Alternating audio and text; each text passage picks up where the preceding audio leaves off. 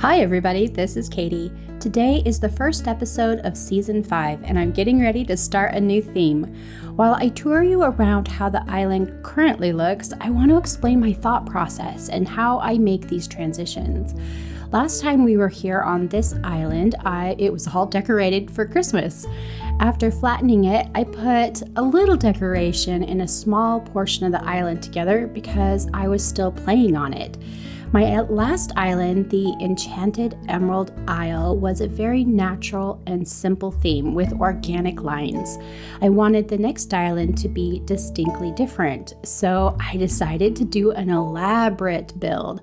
I decided that my character would build a mansion on a luxurious island because it was a style with colors and villagers that I haven't done already. This will be my 12th island redesign. I was interested in looking back over my previous themes and realized that I perpetually go back and forth from islands that are more organic to those that have more structure. I enjoy change, and I find that by changing things up in my game, I am still excited to play even though I am at 3,000 hours played in this game. So after changing things so often, here are the 10 questions I answer for myself before starting a new design. Question number 1. What is the theme going to be? Well, I've already explained how I came about that answer for today. The second question is, which switch am I going to use to flatten or restart? This one here is my first of 2 switches. I will never be restarting this island because it's the one with all of my resources on it.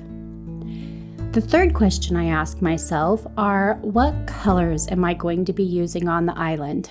Obviously, there will be a little bit of everything in some places, but I do enjoy having focus colors. So for this island, I'll be focusing on black, white, grays, and I will insert a few red, orange, yellow, and greens in where needed to kind of enhance the island colors. Question number 4 is about the type of pathing I'm going to use, straight or windy, and what designs. Here you can see the pattern, the custom pattern I put together that I'm going to be using for the boardwalk. And then up here you can see some of the other designs that I've assembled, and I may or may not use a lot or a little of each of them, but I've put these patterns together so that I have a few of them in my pocket. The main path design for this island is going to be this pattern that I put together, which is a small modern road design. And it will weave in and out of all of the structured neighborhoods so that you can really see a good picture of where you're supposed to move on the island. Here you can see those designs in my pocket. So just a basic stone brick. This is a sandstone tile. I do have the rocks still. The marble tiles, 2 different styles so that I can mix them up. This is the whitewash wood decking for the boardwalk. This one's just a little bit of a basic design so you can see a step look. But the main design for the island will definitely be the road pattern.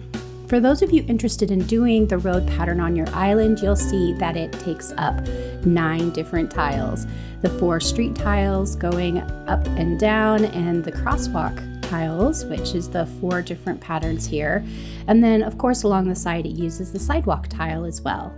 The 5th question I answer are, what are the main colors and styles of items I'll be using to decorate the island? This is predominantly in fencing, street lamp colors, bench types, and large decorations, especially those that'll be used on the outside of the island.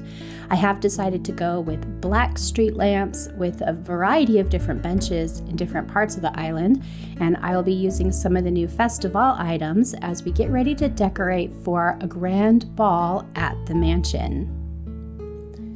Question number 6 is about the types of flowers, trees, and bushes that I'll be using. You can see here as I've been transitioning from one design to the other, I planted a huge patch of these black roses that I've been watering so that I could both grow more black roses and also collect up the corresponding gold roses that they create when you water them with the golden watering can. I know that my big main mansion is mostly going to be black and white with gold tones. And so I felt like the rose flowers would both be appropriate style and the best colors to use for that area. Most of the island will have palm trees, but I will do a few of the regular hardwood trees, but I'm going to be skipping the pine trees for this island. I will decide on bushes when I decide on season, but as I take a look at the rest of the flowers, I do have at least 3 of each flower color on the island currently, and a huge chunk of the special ones. I really am going to focus on the red and black, but I will probably use a little bit of a variety in and out of many of the neighborhoods, focusing on the roses because they feel very elegant and wealthy in style, and also on the tulips because they tend to be a very particularly cultivated flower. And so those are the 2 different types of flowers I will focus on, in addition to mostly red, white, and black on this island. The 7th question that I answer for myself is what season I'm going to decorate in. For this island, I've chosen the summer, mostly late July, because I'll be using a lot of palm trees and because all the bush types are a vibrant green and the ones that bloom are the hibiscus in red. I can skip question 8 about what to name the island if I'm restarting and go straight to the villagers that I want. For this island, I've chosen Marshall, Portia, Blanche, Annalisa, Eugene, Zell, Piper, Apollo, Tasha, and Raymond, all mostly because they are black and white villagers that have black, white, or gray toned houses.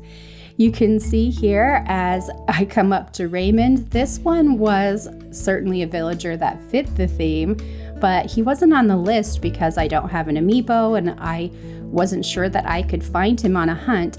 But as I went looking for another villager, I found him very, very quickly on only 3 tickets. So it was fate, and Raymond decided to join the island. But in addition to him, most of the villagers on the island were ones that I brought in using amiibo cards that I was lucky enough to have. There are a couple of them I had to hunt for, and I am really pleased I got very lucky this time for the island. You can see a lot of the design here though is in the houses. I have 2 houses here, Annalisa and Blanche's, that are a really beautiful Japanese style. I've got the 3 houses here that have a little bit of a rounded roof to them that will go together. I've got a couple of them that match really beautifully with just classic whites, and a couple of them that have the beautiful brick. They are going to look like a neighborhood when they are put together. Question number 10, and our last question that I answer, is the very general layout design that I'm planning on during the next island. So if you look at the map here, for the next design, I'm planning a really elaborate long boardwalk that will run all the way from left to right against the beach in the very bottom. Just up from that will be a shopping district, and then the left angle, kind of over where you can see it flattened, is going to be a very structured neighborhood with most of the villagers. The big area that's flattened is going to be the location of my perspective build mansion and cityscape. I'm really excited to pull out kind of an elaborate build for that one. So here I have all of my questions answered, and it is time to start taking things down. I've done most of the flattening work for this island already, but one of the things that I need to do is finish the last little bit of area. The problem is I have one house that's completely full on storage. My second character profile is completely full, and my primary character really has limited storage left, so I barely have enough room for the items that I have out. And so I'm going to take these street lamps and I'm just going to place them over on a rock where I can remember where they are. It's really important to remember when you are transitioning between themes that you're not trying to maintain a certain number of stars on your island, so it's completely okay to leave piles of items everywhere. But if you drop everything down, all the items down, then they look like little green leaves on the ground and you don't know what you have. So when I do drop items down, I go through and do so by putting like items together in very organized piles. So over here on this rock is going to be entirely just black street lamps. It'll be easy for me to find later. They're quick to pick up and put down. I know that I'm going to be using a lot of the black street lamps, so they're not going to hang out here for very long anyhow, and I don't have to worry about what items are hiding in the middle of the leaves that are sitting on the rock. As I speed through the last little bit of island flattening for this particular design, let's just review those 10 questions that I asked myself before restarting a new theme. Question 1 is, what new theme do I want to do? If you are looking for ideas, one of my favorite places to seek out inspiration for island themes is actually in event themes. Google something like prom dance ideas and you will see all sorts of cool themes to look for. Question number 2 is, which switch am I going to use, since I do have 2 of them, but if you don't have 2 in place of this, you might be asking yourself, am I going to flatten or restart? Question number 3 are, what colors am I going to focus on? Question 4 is, what type of pathing am I going to be using on the island? Question 5 are, what are some of the primary outdoor decorations I'm going to be using, such as street lamps, benches, and fences? Question 6 are, what type of flowers, trees, and bushes that I want to include for this design? And that goes hand in hand with question 7, which is, what season am I going to design in? Question 8 is, what to name the island if you're restarting?